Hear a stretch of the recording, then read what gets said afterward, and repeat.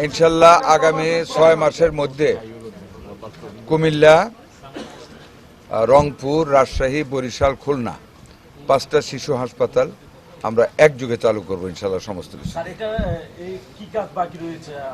এটার কোনো কাজে বাকি নেই। Civil structure including the wiring, fittings, everything শেষ হয়েছে। শুধু দরকার এখন চিকিৎসা সরঞ্জাম, বেড, জনবল, 3টা আমরা করে ফেলবো। করে আমরা ইনশাল্লাহ উদ্বোধন করবো আপনাদেরকে নিয়ে। আমাদের মাননীয় প্রধানমন্ত্রী উনি নিজে উদ্বোধন করবেন।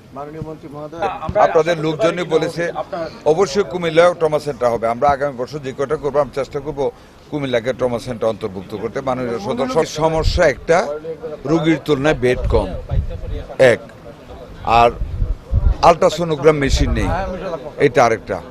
হ্যাঁ, আইসিইউ করতে হবে, যেটা কমন দাবি। আর এইগুলির বাইরে আমি যা পাইছি, আমি বর্তমান আমাদের দেশের পরিস্থিতি জনসংখ্যার হিসাবে আমি যা পেয়েছি ভালো পেয়েছি। এই বন্ধের দিনে আমি এসেছি যেই জিনিসগুলি দেখতে, যে ডাক্তাররা ফাঁকি দেয় কিনা। আমি দেখলাম যেটা আমার ইমার্জেন্সি ওয়ার্ড, আমার আইসোলেশন যেটা মিজেলসের রুগী, তারপর লেবার রুম, প্রত্যেকটা জায়গায় ডাক্তার আছে, রোস্টার বেসে ডাক্তার উপস্থিত আছে। কাজে আমি এই যে পরিষ্কার পরিচ্ছন্নতা দেখেছি, ভালো পেয়েছি।